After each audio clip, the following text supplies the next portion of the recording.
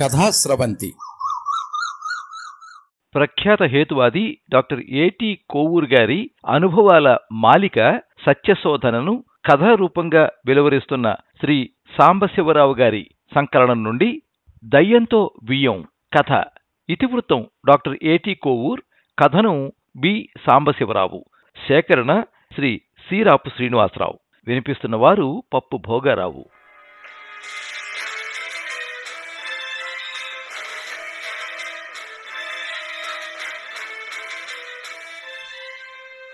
Editor గారికి మీ మా సిలుమినా పత్రిక పాఠకుడు అభయవర్ధనే నమస్కరించి వ్రాయనుది. ఈ లేఖ ద్వారా ఒక విషయాన్ని మీ దృష్టికి తేవాలని నా ప్రయత్నం. దేహియోబిటా నియోజకవర్గ పరిధిలో గోర్క్ గహాయిన్నే అనే ఒక కాలనీ ఉంది. అందులో మిత్రస్వామి అనే ఒక పేద రైతు ఉన్నాడు. అతనింట్లో చాలా రోజుల నుంచి దయ్యాలు తిరుగుతున్నాయి. ఎన్నో వింతలు జరుగుతున్నాయి. అక్కడ అందరూ భయపడుతున్నారు. ఇంట్లో నీళ్ల కుండలు పగిలిపోతున్నాయి. వంటపాత్రలు విరిగిపోతున్నాయి. గదుల్లోకి రాళ్లు పడుతున్నాయి. ఉడికే అన్నంలో ఇసుక పడుతోంది. బట్టలు తుంపులవుతున్నాయి. ఇంకా పళ్ళాలు, కప్పులు, సాసర్లు, స్పూన్లు వాటంతట అవే బయటకి ఎగిరిపోతున్నాయి. చుట్టుపక్కల వారు కూడా ఇది తెలిసి ఎంతో భయపడుతున్నారు. ఇక ఇంట్లోని మిత్రస్వామి, పెళ్ళాం పిల్లలైతే చావు భయంతో ఉన్నారు. మిత్రస్వామి తన సంపాదనంతా దయ్యాల్ని వదిలించడానికి మంత్రగాళ్లకు ఖర్చు పెడుతున్నాడు. అతని భయం అతనిది. పస్తులు ఉండడానికైనా సిద్ధపడతాం గాని ఆ దయ్యం బాధను మాత్రం భరించలేమని వారంతా వాపోతున్నారు. అయ్యా ఎడిటర్ గారు, మీరు ఈ విషయాన్ని పత్రికలో ప్రకటించండి. డాక్టర్ కోవూరు గారి గురించి గతంలో విన్నాం. ఇలాంటి వాటిని ఎన్నింటినో వారు పరిష్కరించారని తెలుసుకున్నాం. మీ హోదాను ఉపయోగించి అయినా వారిని ఒప్పించి అక్కడికి పంపించి మిత్రస్వామి కుటుంబాన్ని ఆదుకోవలసిందిగా వారి తరఫున మానవతా దృష్టితో మిమ్మల్ని కోరుతున్నాను. ఇట్లు ఎలియాస్ అభయవర్ధనే. తేదీ 17/11/1963. సిలుమినా అనే సింహళీయ వార్తాపత్రిక ప్రచురించిన ఆ లేఖను చదివి చిరునవ్వుతో భార్య వంక చూశాడు కోవూర్. అందులో ఏముందో తను తెలుసుకోవాలని దాన్ని అందుకుంది అక్క. అయితే ఏమంటారు మీ ఎడిటర్ గారు? పక్కనే ఉన్న సిలుమినా పత్రిక విలేకరులను ఉద్దేశించి అన్నాడు కోవూర్. ఎలాగైనా వీలు చేసుకుని వెళ్ళి దాన్ని పరిశోధించమని తన వ్యక్తిగత అభ్యర్థనగా మా ఎడిటర్ గారు మీకు చెప్పమన్నారు సార్. ఇలాంటివి గతంలో చాలా బయటపెట్టాను. అది వారికి తెలుసు కదా. మళ్ళీ సరే, వారితో చెప్పండి. తప్పనిసరిగా వెళ్ళి పరిశోధించి అంతా చక్కబరిచి వస్తాను. సార్, ఏ తేదీ మీరు బయలుదేరుతారో చెబితే మేము ఫాలో అవుతాం.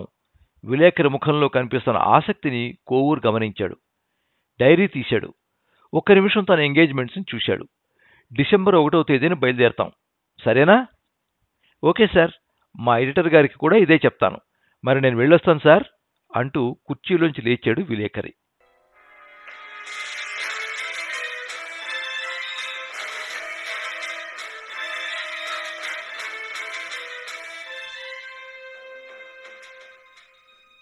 నున్నటి తారు రోడ్డుపై కారు జోరుగా పరిగెడుతోంది. ఆ కారును చూస్తేనే తెలుస్తోంది అందులో ప్రయాణించేవారు ఉత్సాహం ఎంతో. డ్రైవర్ తన అనుభవాన్ని ఆ రకంగా అందరికీ తెలియచేస్తున్నాడు. ఉన్నట్టుండి కారు సడన్గా ఆగింది. ఎదురుగా కొండలు. కారు ఆగిన చోట ఎడమ ప్రక్కనే ఉన్న పెద్ద రావి చెట్టు. ఆ కారు ఎందుకు ఆగిందో? ఏమిటి, డ్రైవర్ టీ తాగడానికా? అడిగాడు కోవూర్. అందుకోసం కాదులేండి, అదిగో ఆ డ్రైవర్ ఏం చేస్తున్నాడో చూడండి అంటూ కొబ్బరికాయను బేరమాడుతున్న డ్రైవర్ని చూపించాడు విలేకరి. ఇక ముందంతా ఘాట్ రోడ్ కదండి, దాన్ని ఎక్కబోయే ముందు ఇలా దేవుడికి ముడుపులు చెల్లించడం డ్రైవర్లందరికీ రివాజు అన్నాడు మరో విలేకరి. దీనిపై మీ అభిప్రాయం ఏమిటి సార్? అడిగాడు ఫోటోగ్రాఫర్. డాక్టర్ కోవూర్ అతని వైపు ప్రేమగా చూశాడు. ఏముంది, డ్రైవర్ కూడా ఆస్తికులలో ఒకడు. కొబ్బరికాయ కొడితే దేవుడు మెచ్చి సుఖంగా గమ్యానికి చేరుస్తాడని నమ్ముతున్నాడు. తన మీద తనకు నమ్మకం, పనిలో ఏకాగ్రత ఉంటే ఇవన్నీ ఎందుకు? అవేవీ లేనప్పుడు ఇలాంటి పూజలు కూడా ఆదుకోవు. అయితే మీరు అతనికి ఈ విషయం చెప్పి మాన్పించవచ్చు కదా. ఇది సమయం కాదు. ఇప్పుడు మనం అతన్ని ఆపితే డ్రైవింగ్పై ప్రభావం ఉండవచ్చు, ప్రమాదానికి దారితీయవచ్చు. ప్రస్తుతానికి అతని పూజలు కానివ్వండి. తద్వారా అతనిలో కలిగే విశ్వాసం ఓ మత్తుమందులా అతనికి ఉత్సాహాన్ని ఇవ్వగలుగుతుంది. కోవూర్ ఇలా అంటూ ఉండగానే డ్రైవర్ వచ్చి తన సీట్లో కూర్చున్నాడు. కారు మళ్లీ పరుగు లంకించుకుంది. అయితే కొండ రోడ్డు కావడంతో దాని జోరు తగ్గింది. కొద్దిసేపటికి వర్షం మొదలైంది. ముందున్న రోడ్డు కూడా సరిగా కనిపించడం లేదు.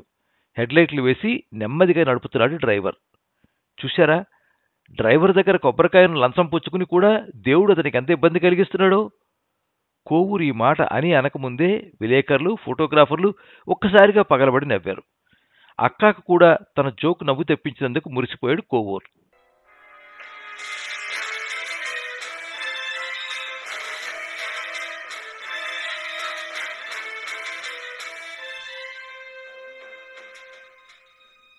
అదిగో గుంపుగా జనం ఉన్నారు చూడండి, అదే మిత్రస్వామి ఇల్లు.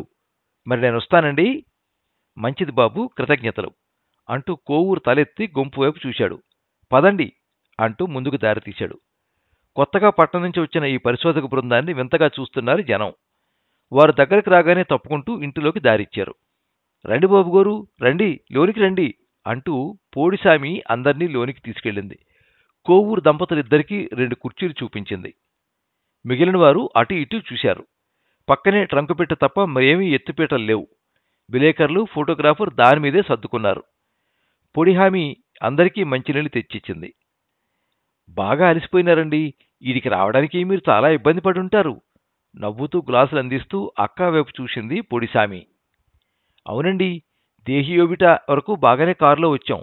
అక్కడి నుంచి ఇక్కడికి రావడానికి దారి తెలియలేదు. ఈ ఊరతను ఎవరో వస్తూ ఉంటే కలిసొచ్చాం. ఇరుకిరుగ్గా ఉన్న ఈ కొండదారుల్లోంచి, తుప్పల్లోంచి, పొదల్లోంచి నడవటం కొత్త అవడం వల్ల కొద్దిగా ఇబ్బంది అనిపించింది. కానీ ఇదొక మంచి అనుభవంలే. పక్కనున్న భర్త వైపు చూస్తూ నవ్వింది అక్క. మీ ఆయన లేడమ్మా అన్నాడు కోవూరు. చిన్న పనుండి పక్కూరుకు పోయాడు బాబుగారు, పిలవమంటారా? అరే పుంచి, నాన్నను పిలుచకరా పోరా. ఆ 12 ఏళ్ల కుర్రాడు తల్లి మాటకు హుషారుగా తల ఊపి బయటికి పరుగు తీశాడు. కోవూరు కుర్చీలోంచి లేచాడు. ఇల్లును పరిశీలనగా చూడసాగాడు. ఆ ఇంటిలో 2 గదులున్నాయి. ముందు గదిలో వారంతా ఉన్నారు. ఇంట్లో ఎవరెవరుంటారమ్మా? ఫోటోగ్రాఫర్ వాలీ పెరేరా ఆమెకు అర్థమయ్యేటట్టు చెప్పాడు. నేను, మా ఆయన, 8 మంది పిల్లలు బాబుగారు. పిల్లలందరినీ ఒకసారి పిలుస్తారా అన్నాడు కోవూరు. వాలీ పెరేరా దుబాసీగా మారిపోయి మళ్లీ పొడిసామితో కోవూరు మాటలను వివరించాడు. వెంటనే పిల్లల్ని పిలిచింది పొడిసామి. బృందానికి పరిచయం చేసింది. వాళ్ళందరిలో కుసుమావతి పెద్దది. ఇంట్లోనే ఉంటూ మగ్గంపై బట్టలు నేస్తూ ఉంటుంది. రెండో అమ్మాయి కరుణావతి, 18 ఏళ్ల వయసు. ఇంట్లో తల్లికి చేదోడు వాదోడుగా ఉంటుంది.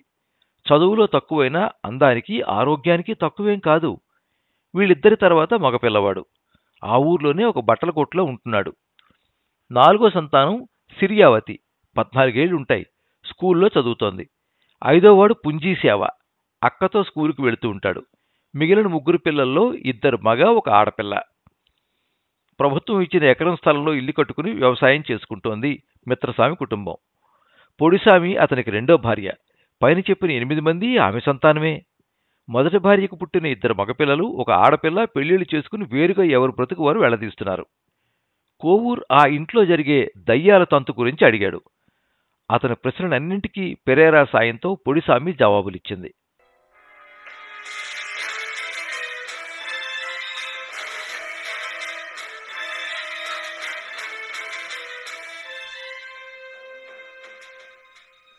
అది రాత్రి 8 గంటల సమయం.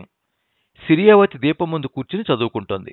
హఠాత్తుగా ఒక రాయి వచ్చి ఆమె పుస్తకంపై పడింది. సిరియావతి వణికిపోయింది. లేచి ఒక్క ఉదుటన తల్లి దగ్గరకు పరిగెత్తింది. పొడిసామి గదిలోకి వచ్చి చుట్టూ చూసింది. బహుశా కిటికీలోంచి ఆ రాయి పడి ఉండాలి.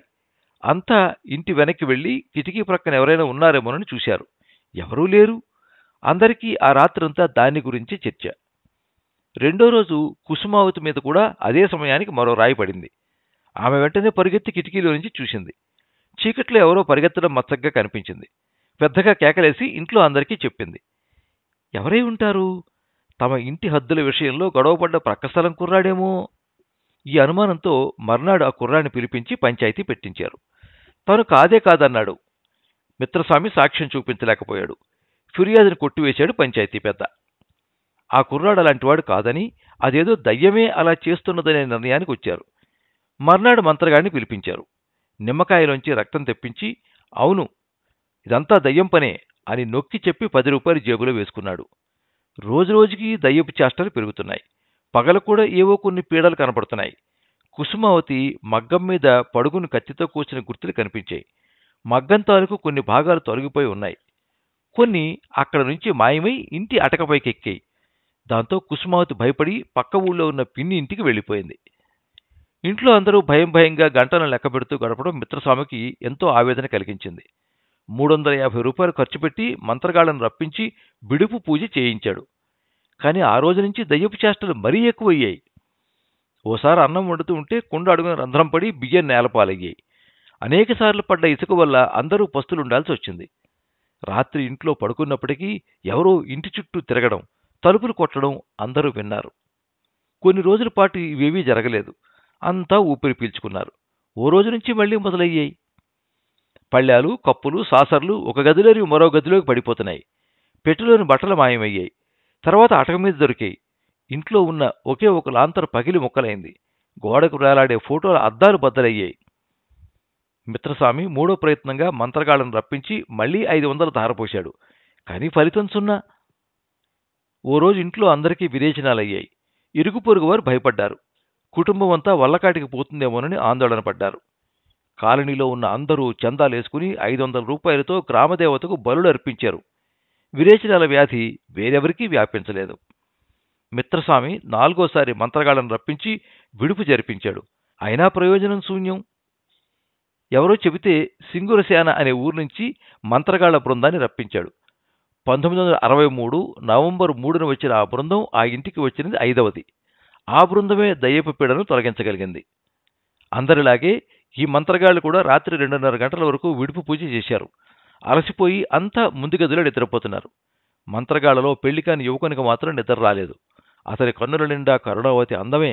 లేచి కూర్చున్నాడు. లోపలి గదిలో నిద్రపోతున్న కరుణావతి దీపం వెలుగులో మరింత ఆకర్షణీయంగా తోచింది. మొండి ధైర్యంతో లేచాడు.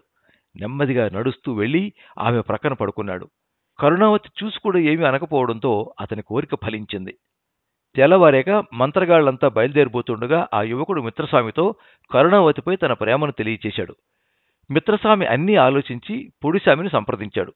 అందంగా ఆరోగ్యంగా ఉన్న ఆ యువ మాంత్రికుని చూసి వారు తృప్తిగా అతని కోరికను అంగీకరించారు. నవంబర్ 11న పెళ్లి జరిగింది.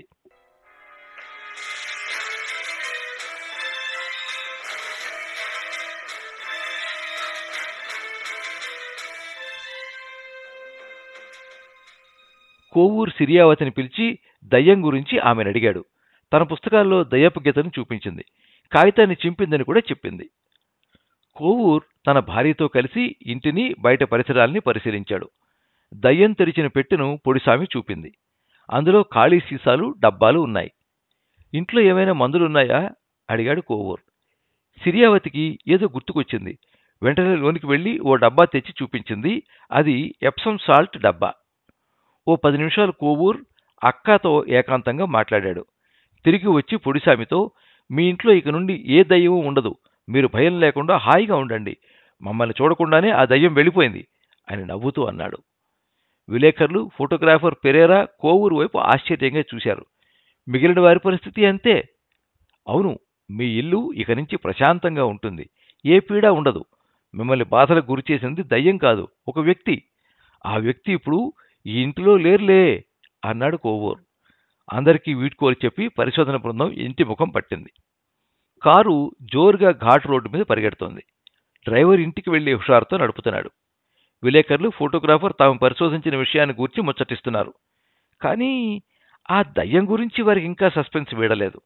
అదే అడిగారు కోవూర్ని. దయ్యం అంటూ ఏదీ లేదండి. ఇలాంటివి నేను ఎన్నో కేసులు పరిశోధించాను. అన్నింటిలోనూ ముద్దాయిలు మనుషులే తప్ప దయ్యాలు కావు. కొంతమంది మానసిక అనారోగ్యం వల్ల అలా చేస్తారు.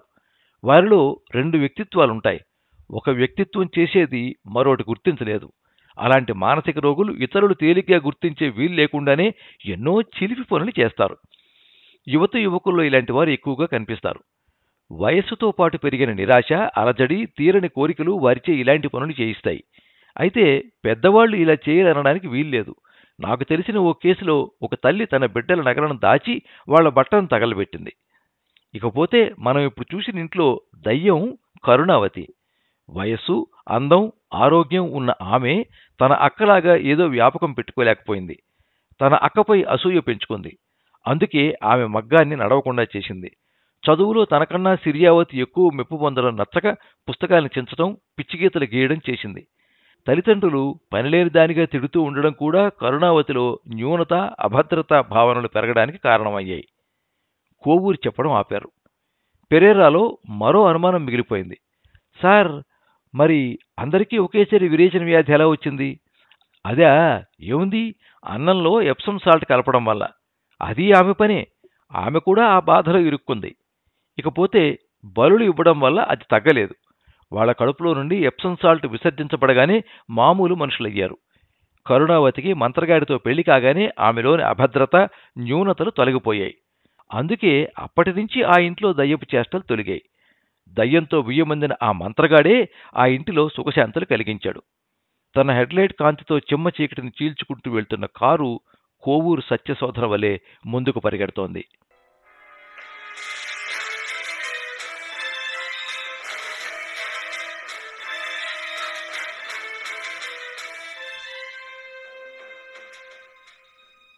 మీరింతవరకు దయ్యంతో వియ్యం కథ విన్నారు.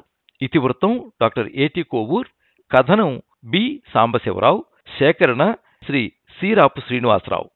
వినిపించిన వారు పప్పు భోగారావు. ఈ కథ మీద మీ అమూల్యమైన అభిప్రాయాన్ని కింద కామెంట్ బాక్స్లో రాయండి. ఈ వీడియోని లైక్ చేయండి, మీ మిత్రులందరికీ షేర్ చేయండి. ఇలాంటి మరిన్ని మంచి కథలు వినిపించడానికి ఈ ఛానల్ని సబ్స్క్రైబ్ చేసుకోండి. పక్కనే ఉండే బెల్ ఐకాన్ని క్లిక్ చేస్తే ఇలా అప్లోడ్ చేసే వీడియోల వివరాలన్నీ కూడా మీకు ఎప్పటికప్పుడు నోటిఫికేషన్ ద్వారా తెలుస్తాయి. ఎప్పుడు మీ అభిమానాన్ని కోరుకునే పప్పు భోగారావు. సర్వే జనాః సుఖినో భవంతు. కథా స్రవంతి.